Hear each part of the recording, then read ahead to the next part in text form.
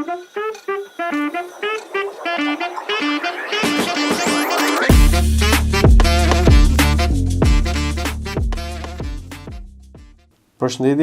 gjithëve, ja tek rishihemi sërish në podcast me doktorin. Sot kam kënaqësinë e veçantë të kem të ftuar në emision zëvendësministren e shëndetësisë, mjeke infektologe dhe pedagoge pranë Universitetit Mjekësisë, profesoreshën Entela Kolovani. Përshëndetje profesoresh, kënaqësi që të kemi në emisionin tonë. Genti, faleminderit juve për ftesën. Vërtet komplimenta për emisionin, e ndjekim me shumë interes, me thënë drejtën. Kolegët tanë të cilët kanë marrë pjesë në podcastin tuaj, me histori shumë interesante dhe me thënë drejtën me shumë vlera për gjithë që dëgjojnë, që të kuptojnë çfarë sakrifice të jashtëzakonshme bëjnë mjekët tanë për pacientët, për të dhënë kujdes në mënyrë të përditshme dhe patjetër që kjo ka një vlerë shumë të madhe për gjithë dëgjuesit e podcastit tuaj. Unë ju falenderoj juve.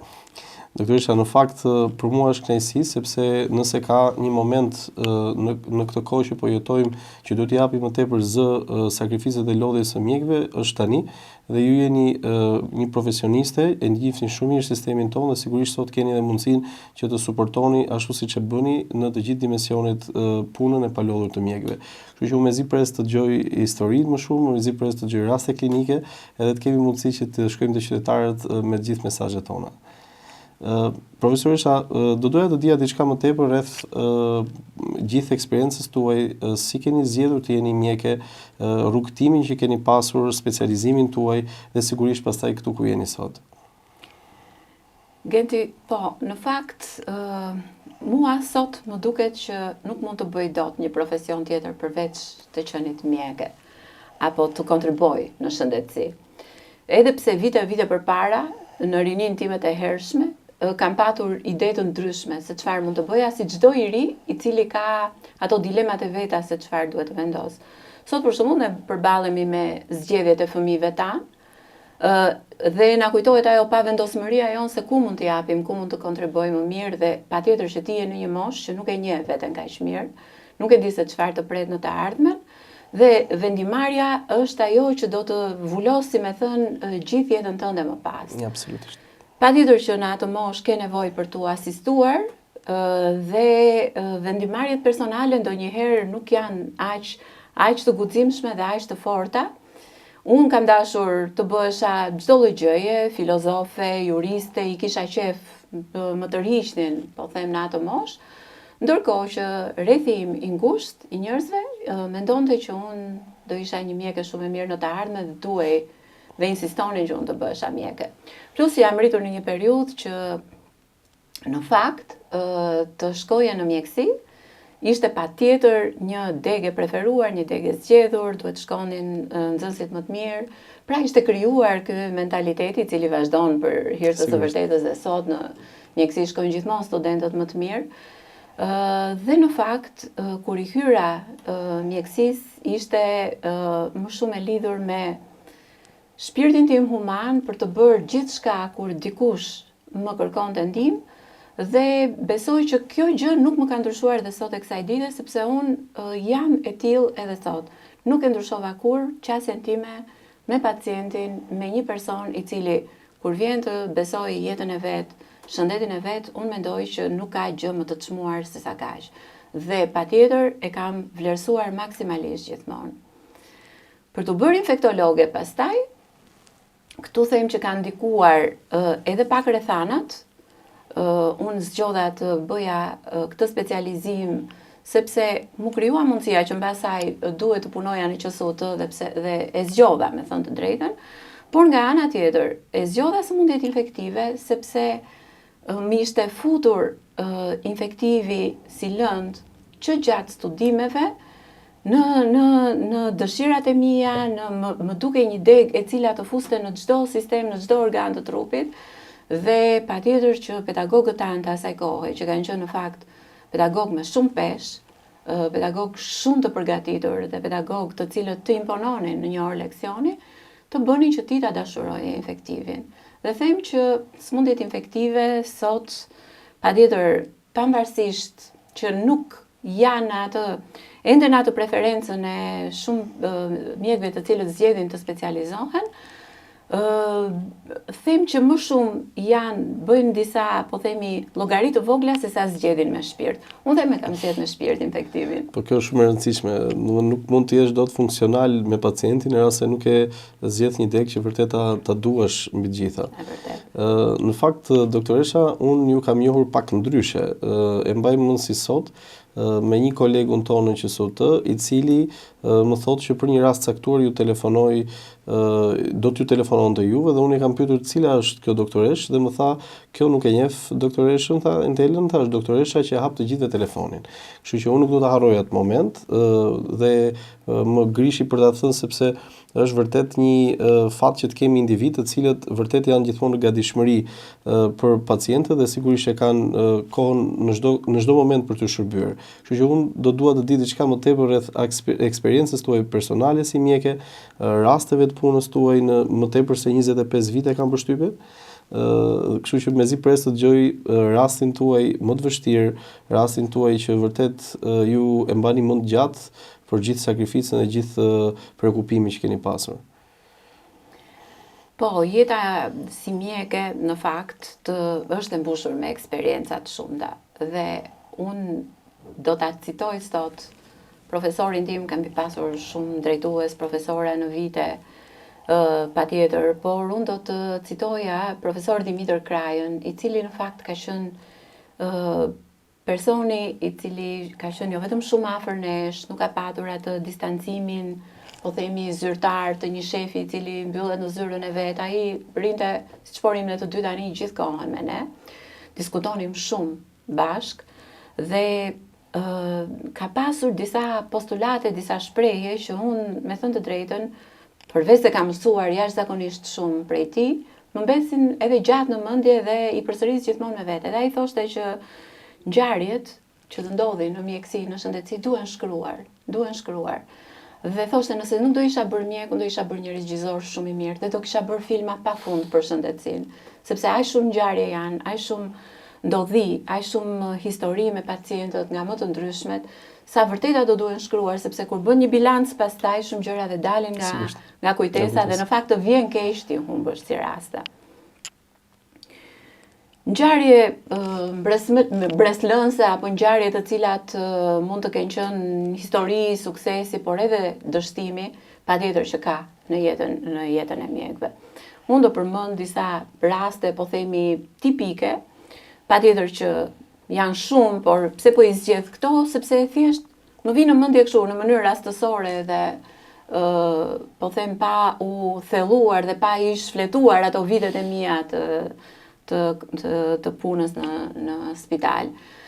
Një rast suksesi ka qenë një rast në fakt i cili ka zgjatur shumë, unë do ta përmend si histori shumë shkurt. Ka qenë një grua e re që sapo kishte lindur me anestezi spinale. Dhe sigurisht të lloj anestezish mbartin edhe një komplikacion, kur nuk bëhen në kushte shumë sterile, shumë të mira, mund të ndodhë që pa dashur në mënyrë jo të ndërgjegjshme, pra ti mundesh të shkaktosh një komplikacion.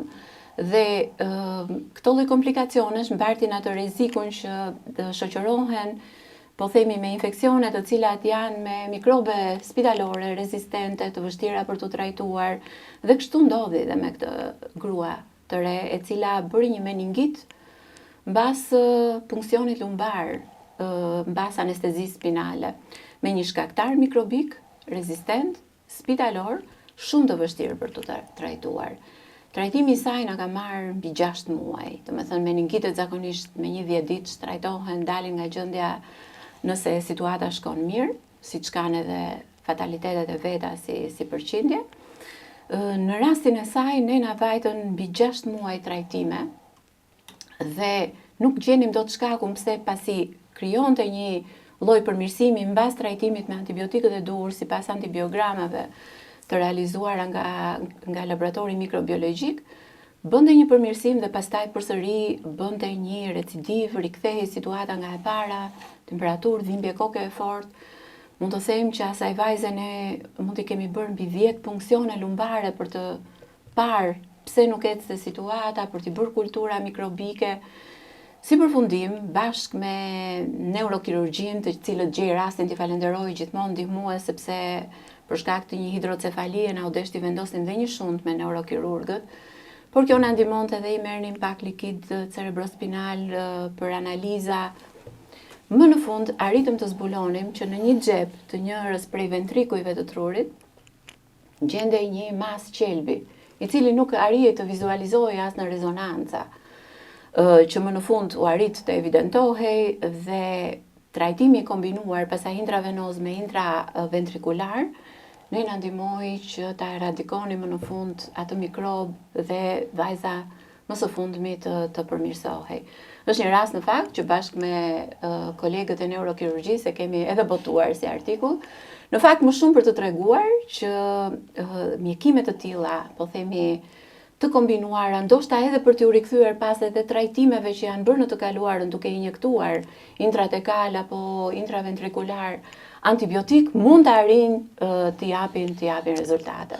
Mendimi im në këtë moment më vjen çdo të thotë që të ndjekësh një pacient 6 muaj. Domethënë, çfarë afeksioni krijohet, çfarë raporti krijohet, si është dita kur ti shkon dhe shikon atë pacient në një kohë kaq të gjatë, edhe mezi pret që ti japësh atë zgjidhjen finale. Shiko, unë të them vetëm një gjë, ka qenë kohë Covidi dhe atë vajzën e kemi mbajtur të izoluar në një dhomë që mos të kishte as kontakte me pacientët jo dhe jo, po dhe infermierët të cilët futeshin në Covid apo asistonin pacient me Covid, të ishin shumë të kujdesshëm kur hynin dhe trajtonin atë vajzë. Dhe kur vjen në mëngjes dhe dëgjoje, "O Endela, më thëm koka." Më thënë, unë nuk mund të harroj, domethënë sepse dhimbja e kokës është gjëja më tipike që situata nuk po na ecën. Por shqyr Zotit se ecit çdo që mirë dhe kjo është ta lë atë mbresën. Ndonjë eksperiencë tjetër, doktoresha, që ka të bëjë me raste klinike tuaja që mund të kenë shkuar, po prapë që kanë pas një ndoshta edhe një përfundim jo të mirë, ndoshta diçka e cila është ju kur i ktheheni në kaq kohë doni vërtet ta ndani dhe me audiencën. E vërtetë, shiko, në sëmundjet infektive ne ishim përballur me jo me shumë fatalitete.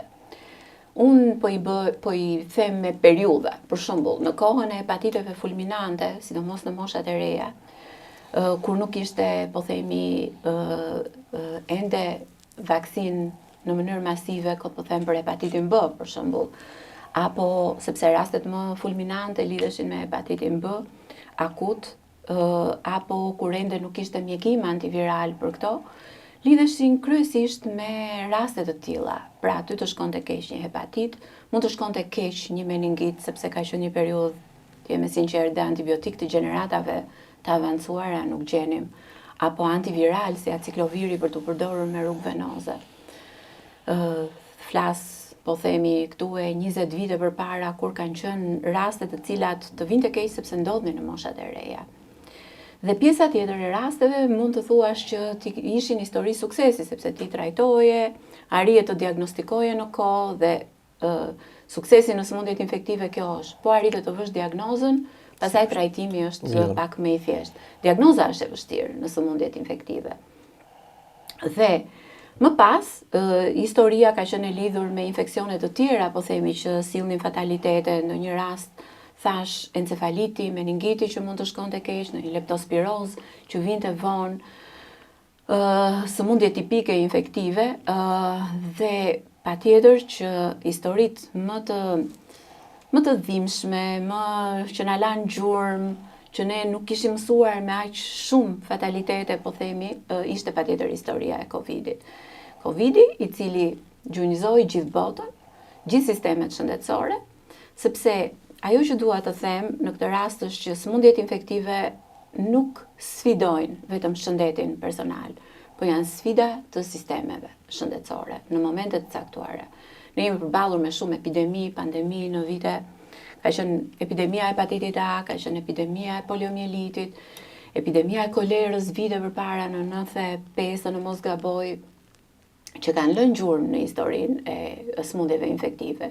Të paktën në vitet që unë i mbaj mend dhe kam punuar vetë. Ka qenë epidemia e gripit të derave që njifet në 2009, për t'ja lënë pastaj vendin epidemisë më të madhe, më mbreslënse në këto vitet e fundit që ka qenë pikërisht Covidi. Dhe rastet me Covid janë ato që të lënë bresa, po themi, si për ato pacient që kanë luftuar gjatë me muaj, me vështirësi në frymarrje, me, po themi, dëmtimin e rënd të mushkërive derisa mushkëria të arrinte një rikuperim, edhe ato raste që për fat të keq nuk arritën dot ja dilnin. Edhe pse ne luftonim së bashku, pacient, mjek, infermier. Njerëzit në fakt nuk kanë parë brenda atyre mureve çfarë ka ndodhur. Unë në përgjegjësinë time sot mund të them që brenda atyre mureve është luftuar shumë. Është luftuar shumë, janë derdhur lot nga mjek, nga infermier, në ato raste kur nuk ja dilnim dot, siç edhe jemi gëzuar si fëmijë kur e nxjerrnim një pacient të shëruar nga spitali. Dhe historitë janë të shumta, si me rastet të shpëtimit, por edhe me ndonjë rast që ne nuk ja kemi arritur t'ja dilnim. Unë do t'ju them një rast për të cilin në fakt e quajnë ato rastet mbreslënse. Luftoi në një karrige, ai nuk mund të shtrihej në krevat, sepse po të shtrihej i shtohej vështirësia në frymarrje, ulur në karrige. Ulur në karrige, ky pozicion i jepte lehtësi për të marrë frymë. E ndihmonte të merrte frymë më mirë, por nuk shtrihej asnjë moment, as ditën as natën. Dhe ka luftuar gjatë. Një moment ishte mbas dite, kisha dalë në lagje për të blerë diçka dhe më kaloi historia e tij, ishte ende në spital pacienti. Si ai kishte luftuar dhe po më kalonte filmi i ditëve të tij në spital para syve. Nuk e di ç'am ndodhi, ndoshta edhe të ngarkuar emocionalisht, fillova duke qarë dhe kur kam vajtur tek shitja, vazhdoja qaja dhe nuk pushoja dot dhe nuk po i thosha se çfarë doja. Dhe kur më pyeste çfarë ke, po më vinte shumë turp të thosha që po, më kujtoa pacienti im që kam aty, sepse më dukej sikur nuk do më besonte. Po thoshte, nuk ka mundësi, po më gënjen, po qam për diçka tjetër dhe po më thot po qaj për pacientin. Po unë, me thënë të drejtën dhe sot kur e kujtoj, më mbushën syt me lot për, jo vetëm për atë, por për shumë të tjerë që luftuan si ai, thash, disa ja dolën, ky rast, për fat të keq, luftoi në karrige dhe një moment, si duket e kishte zënë gjumi gjatë natës, sepse u lodh dhe ishte rrëzuar nga karrige. Patjetër që ishin marrë gjitha masat, ai u vendos në ventilim, vazhdoi historia e tij shumë gjatë, ne çuam në reanimacionin qendror, pastaj që do të kishte mundësi dhe të takonte familjarët, përveç se ishte negativizuar nga ana e Covidit, edhe të asistohej fizikisht, sepse duke qëndruar për një kohë të gjatë në shtrat të rikuperimit të merr kohë. Por për shkak të komplikacioneve pastaj nuk ja doli edhe pse luftoi mbi 3 muaj me sëmundje. Siç kemi pas dhe raste që ja kanë dalë, janë rikuperuar shumë gjatë pranë familjeve të tyre duke i asistuar vetëm të u rikthehej forca, fuqia për të ngritur në këmbë, për të arritur të ecin nga e para. Doktoresha, po kjo pjesa emocionale juaja, domethënë sa të përfshirë keni gjetur veten tuaj, a ju ka ndikuar emocionalisht në karrierën post çdo lloj rasti të vështirë? A ka pas një moment që mund të keni thënë, ok, stop, jam e lodhur, dua të bëj një hapas? Normalisht, nëse arrin të lodhet truri një mjeku, apo në një moment të ndodhe ajo që ne nuk duam të jetë një burnout, patjetër që asistencën më të mirë do ta gjejmë tek ju, por them që po, edhe jemi lodhur në momentet caktuara, edhe kjo ka qenë një mbingarkesë sepse zgjati në kohë, patjetër. Por ne i kishim thënë vetes që ne duhet të rezistojmë. Kjo është puna jonë tani. I hoqëm një kryq të madh çdo gjëje tjetër. Familja doli në plan të dytë, fëmijët dolën në plan të dytë, edhe pse sot e kësaj dite ne mund t'i vuajmë ato fëmijët ndonjëherë të kthehen dhe të thonë, po ti ne nuk të kemi parë për orë të tëra, ne nuk të kemi parë për ditë të tëra. Por që prapë na mirë kuptojnë. Për fat të mirë ose të keq, ne kemi qenë 2 bashkëshortë që, domethënë, dhe unë dhe im shoq të cilët punonim në Covid në atë periudhë, dhe patjetër që veç suportonim njëri tjetrin, edhe mirë kuptonim njëri tjetrin, por ishim në mungesë të dy në familje.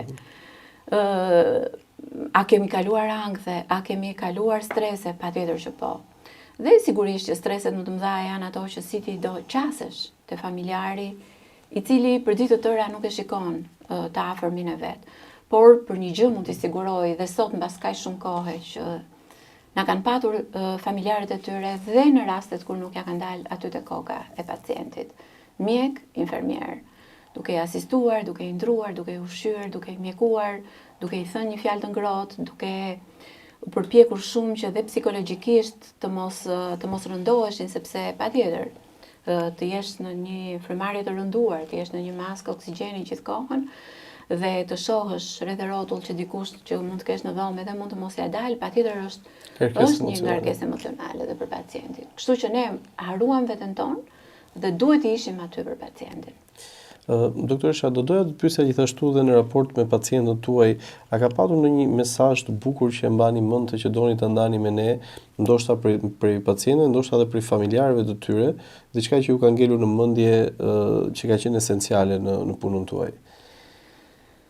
Po, patjetër, ne marrim pafund fjalë, komplimenta nga familjarët, sidomos me thënë të drejtën, unë mund të veçoj komplimentin më të shpesh që ka marrë nga familjarët që sa e komunikueshme je, sa e edukuar je, sa e sjellshme je, dhe me thënë të drejtën shpesh mendoja me veten time, po si nuk të vlerëson dikush të thot, o doktoresha, ti bëre një heroizëm me rastin, po të thot sa e edukuar je.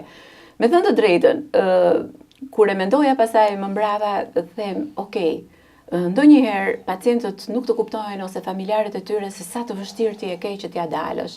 Por në fund të ditës ata kuptojnë se si ke ndikuar në jetën e tyre, si ke ndikuar me komunikimin tënd, e kanë gjetur veten komod. Absolut. Dhe patjetër unë do citoja dhe fjalët e Maja Angelou, e cila thot, në fund nuk do kujtohesh as për gradat e tua, as për paratë e tua, do kujtohesh se si ke ndikuar në jetët e njerëzve. Dhe mua kjo gjë më bën të vërtet të ndihem shumë pozitive dhe t'i vlerësoj kur më thonë, po, me ty komunikohet mirë.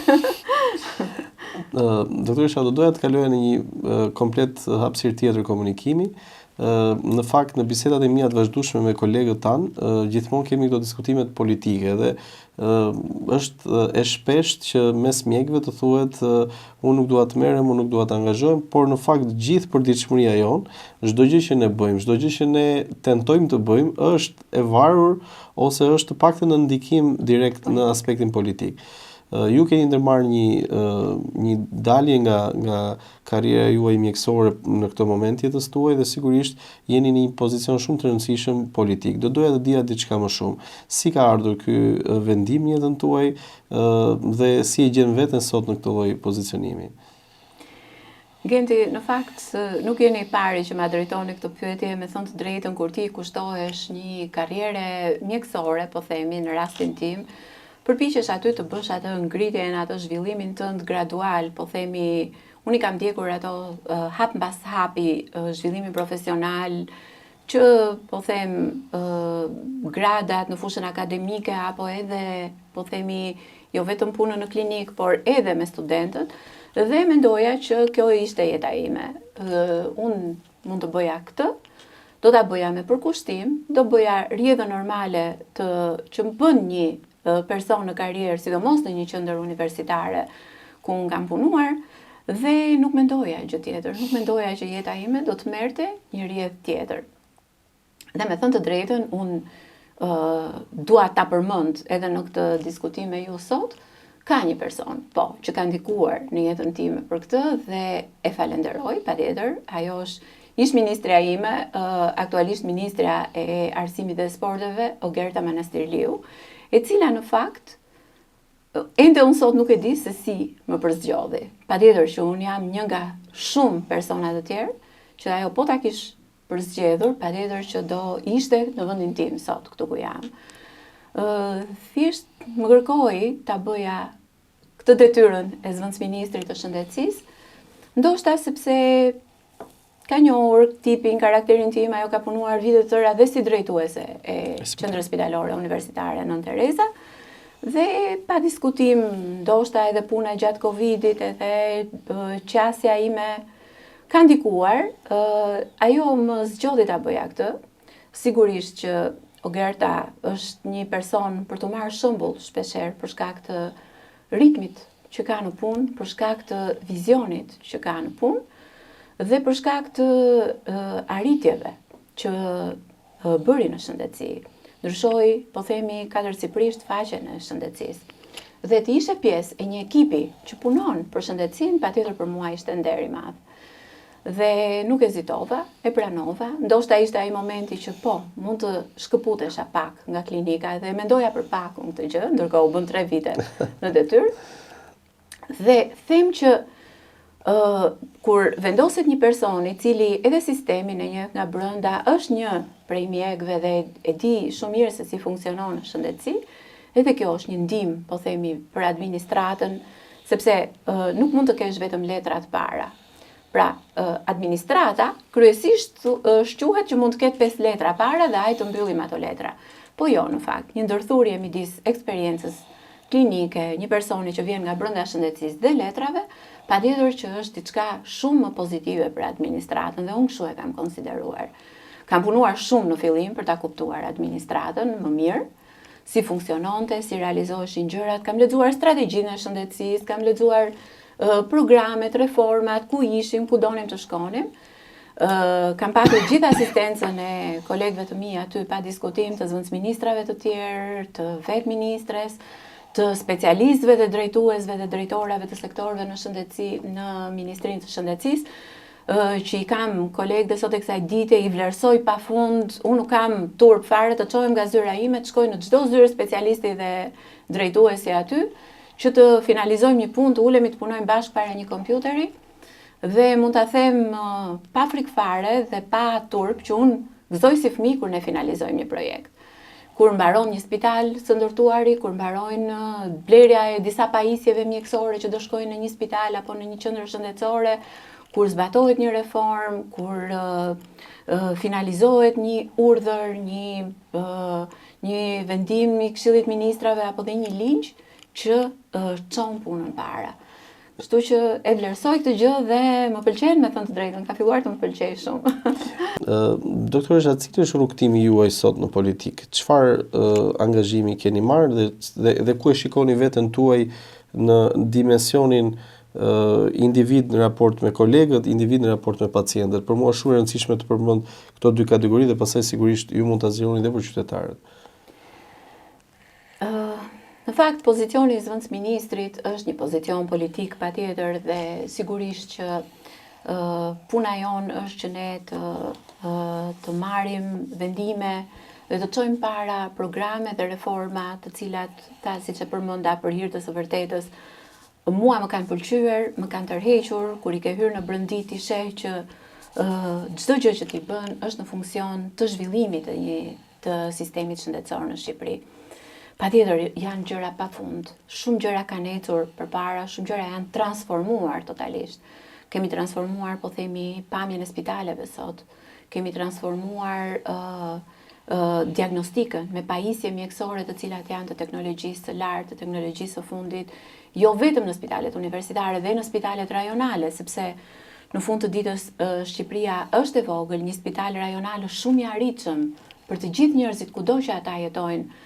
Patjetër pa lënë asnjëherë pas dore dhe spitalet bashkiake, për të cilat ne vazhdojmë punojmë, e qendrat shëndetësore, si porta e parë pritse e pacientit, cili vetet e mjeku i familjes për një gjë më të vogël që mund të ndodhë në lidhje me shëndetin.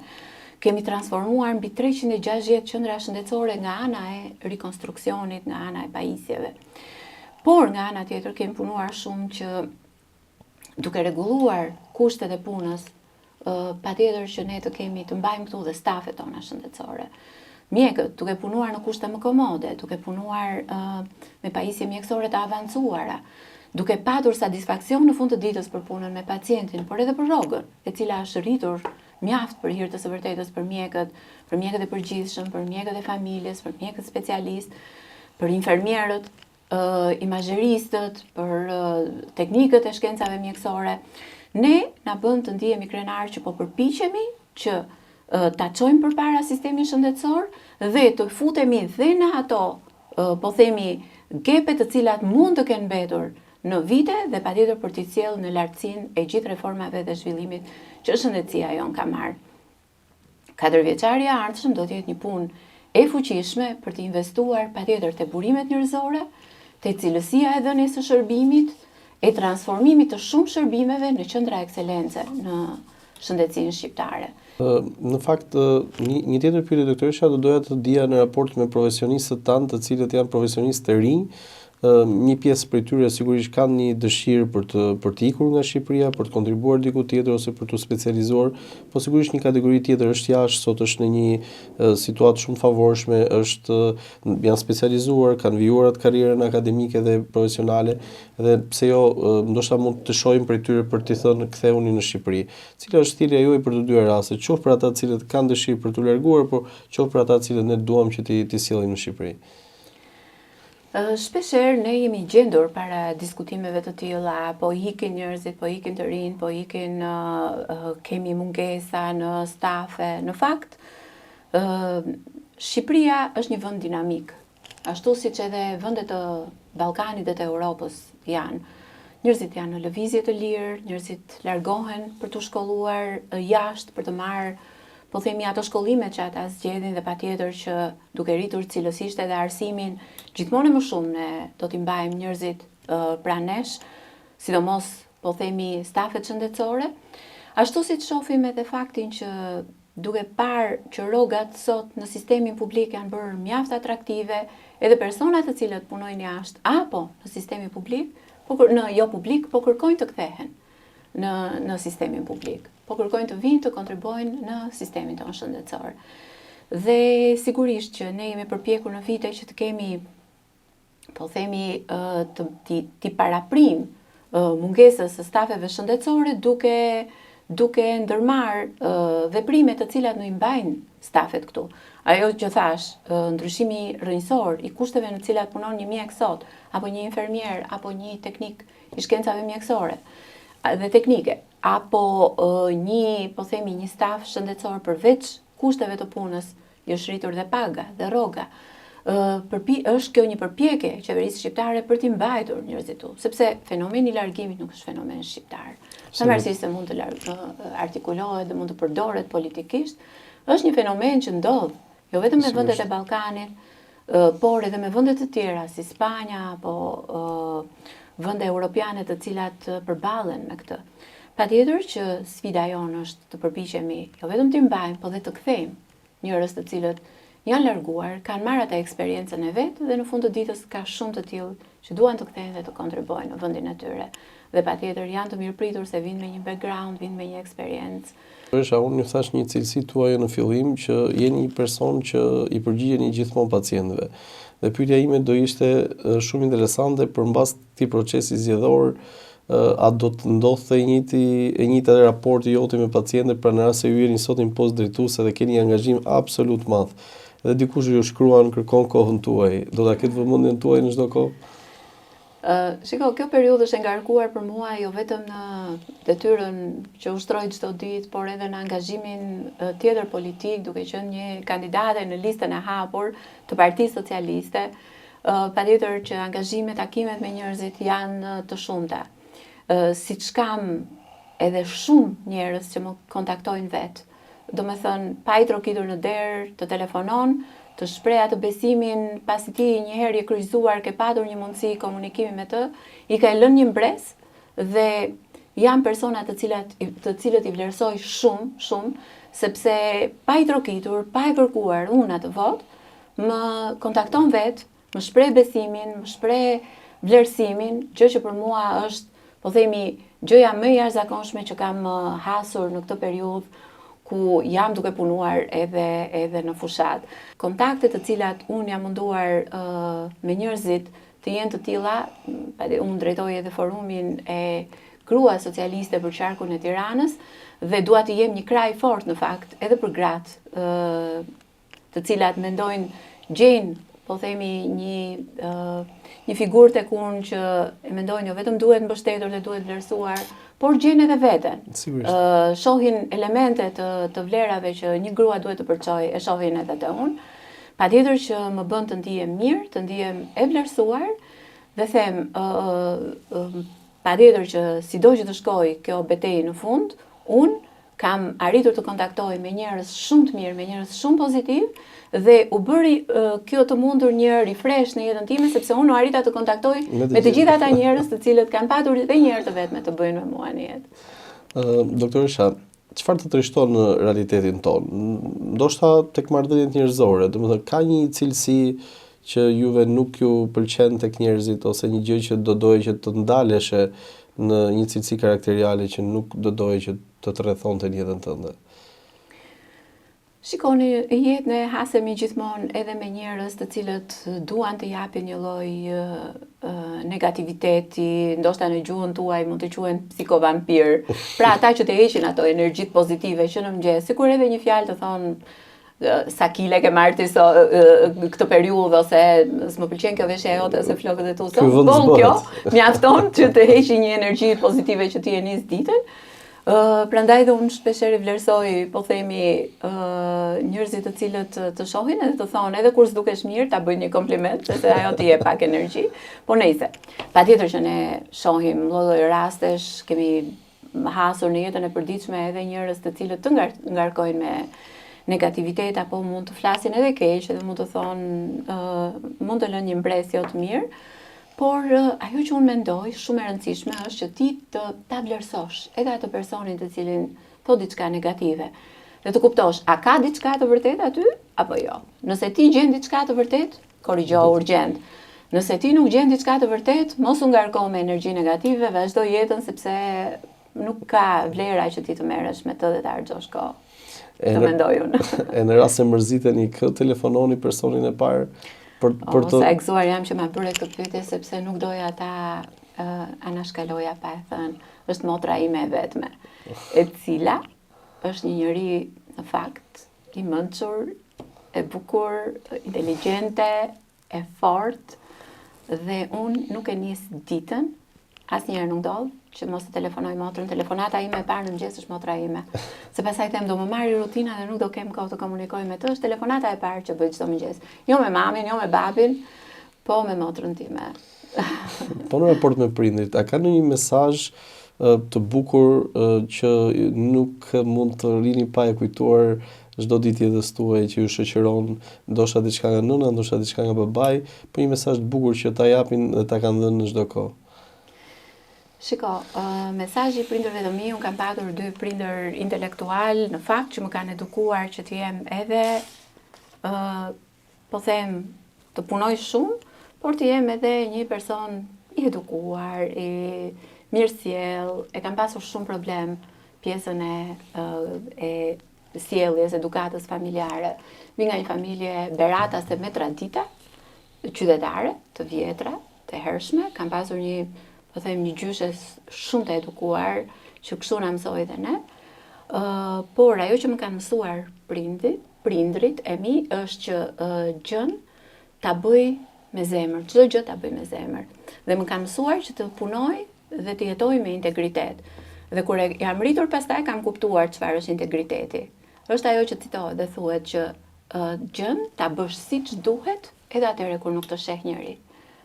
Shumë bukur. Jashtëzakonisht shumë e bukur. Shpresoj që të ketë ndikuar tek audienca sepse ishte një mesazh shumë i bukur.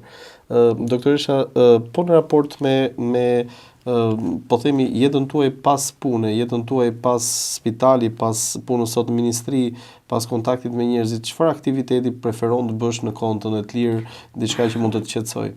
Okej. Nëse më mbetet diçka. Nëse të ngelet gjithmonë pa kohë. Në fakt është një periudhë shumë impenjative, nuk unë kam qenë një person që lexoja shumë libra, madje kam akoma një shok që e kam edhe kolega aktualisht edhe jemi të dy në fushë të hapur në betejë. Ai po ta dëgjoj do ta kuptoj për kë e kam fjalë. Dikur ka përdorur një shprehje për mua, se kemi qenë shok që në gjimnaz. Ti nuk i lexon, ti i ha librat. Edhe unë i haja librat, me thënë të drejtën. Është një periudhë kohe tani që më pëlqen të shoh shumë filma. filma në Netflix kuptohet. Ulem ndonjëherë me djalin e vogël, se i madhi nuk është në Shqipëri në këto momente, me të voglin dhe përpiqem të gjejmë filma që mund t'i shohim të dy, t'i diskutojmë bashk. Ai është adoleshent. Dhe nëse nuk e gjej këtë kohën për ta bërë deri në një orar normal 10-11 të darkës, unë jam një njerëz që fle pak sepse fle shumë vonë, 2 orë, 3 orë para gjumit unë do t'ja kushtoj vetes time sepse e kam të gjë të përnaçme taksative. Unë edhe sikur një gjysmore kohë të kem të më mbetet në darkë, do t'ja kushtoj për shembull parjes së një filmi apo të ulem aty para ekranit dhe të shoh një film, sepse ndihem më qetëson, ndihem ndryshe. Aktivitetet sportive, po them, në këto momente pak e vështirë. Doktoresha, ka ndonjë qëllim që ja keni vendosur vetes tuaj, qoftë si mjeke dhe qoftë si politikane, sepse ju sot kandidoni, kështu që automatikisht merreni në politikë? Qëllimi im i vetëm është të jem një shembull i mirë për të gjithë njerëzit që më rrethojnë. Kudo që të jem, në profesion, në politikë, në çdo lloj pozicioni që jeta do të më vendosi, unë dua që njerëzit të shikojnë tek mua një shembull të një njeriu të mirë, mbi të gjitha të një njeriu të mirë. Dua të jem shembull për familjen time, për fëmijët e mi, por dhe për të gjitha ata njerëz që siç e thash gjejnë tek unë diçka. Kështu që them që qëllimi i jetës time është të punoj, të shërbej për njerëzit. Kudo që të jem, në çfarë, sepse puna jonë lidhet gjithmonë me njerëzit. Dhe unë dua jetën time, çdo gjë time t'ia kushtoj njerëzve në fund të ditës. Shiko, është një ngarkesë e cila ndonjëherë ti thua të thyen, është shumë. Por në fakt nuk është pesha ajo që të thyen, është mënyra se si ti e mban atë peshë. Dhe unë them që dua ta mbaj mirë atë peshë. Profesoresha, po në raport me kolegët tuaj, domethënë, a ka një mesazh që do doje që t'ia jepje bluzave të bardha? Çfarë do duhet të gjejnë ata te ju sot edhe pas një muaji? Unë jam rrethuar gjithmonë nga kolegë shumë të mirë, nga kolegë të cilët vënë shpirtin në punë për pacientin, unë nuk dua të them që tek tuk mund të ketë ndonjë kolegë i cili ndonjëherë mund ta njollos bluzën e bardhë, por nuk dua fare ta mendoj këtë gjë. Në fund të ditës, kur je mjek, je human, je njerëzor, je njëri që edhe kur keq kuptohesh, ndoshta ka diçka aty që duhet parë pse ka ndodhur ky keq kuptim. Unë kolegët e mi i kam njerëz me të cilët kam vendosur marrëdhënie fantastike në vite, i vlerësoj shumë, vazhdoj ende të komunikoj, të bashkëpunoj me ta, sepse të gjithë bashk e kuptojmë më mirë sistemin, e zhvillojmë më mirë sistemin, dhe patjetër që jeta ime e përditshme ka qenë dhe do të jetë e lidhur me ta. Ne kemi punuar 24 orë bashk, kur qëndronim orë të tëra në spital, kemi qenë si një familje, uleshim hanim bashk, diskutonim bashk, komunikonim bashk, ndanim halle me njëri tjetrin, shpeshherë thoja, si është e mundur sepse ty në punë të lidh rastësia, ti nuk e zgjedh kolegun, nuk je shoku, miku, vllai, njerëzit miq të afër që ti mban me vete. Po ata të bëhen miq, motra, vëllezër, të bëhen sepse ti jeton me ta, jeton çdo ditë për orë të tëra. Ushqesh me ta, ndan me ta halle, qani bashk, gëzojni bashk, kështu që për kolegët kam një vlerësim absolut. Ne dal nga dal kemi afruar drejt fundit të emisionit. Në fakt kemi një moment shumë të rëndësishëm kur e përmbyllim këtë podcast, dhe ajo është një mesazh që drejtojmë gjithmonë të rinjve. Dhe unë doja një mesazh që t'ia drejtojmë të rinjve për t'i motivuar, për t'i bërë që t'jenë funksional dhe sigurisht për t'i bërë që të rinë në Shqipëri. Patjetër, janë brezi i cili ju takon e ardhmja, janë brezi i cili do ta bëjnë Shqipërinë, do ta çojnë para këtë vend, dhe ndjenjën e patriotizmit patjetër çdo familje u ushqen, ne jemi shqiptarë, u ushqejmë fëmijëve tanë atë dashurinë. Por unë do thosha për të rinj, po, ëndërroni, patjetër, sepse pa ëndra ne nuk mundet të vazhdojmë, po guxoni ama që ato ëndra ti realizoni, ti vini në jetë. Po nuk guxove, nuk arrin asgjë. Guxoni të merrni pjesë në politikë, të jeni aktiv, të jeni aktiv në jetën e vendit, të influenconi në jetën e vendit, sepse janë brez në fakt që janë të mësuar mirë, të informuar, marrin informacion nga gjitha anët. Ne duhet kujdesemi që ky informacion të jetë pak më i selektuar, që të marrin më të mirën e mundshme, dhe të kemi besim patjetër tek ata, sepse nëse nuk do besojmë, dhe ata nuk do të ndihen të vlerësuar.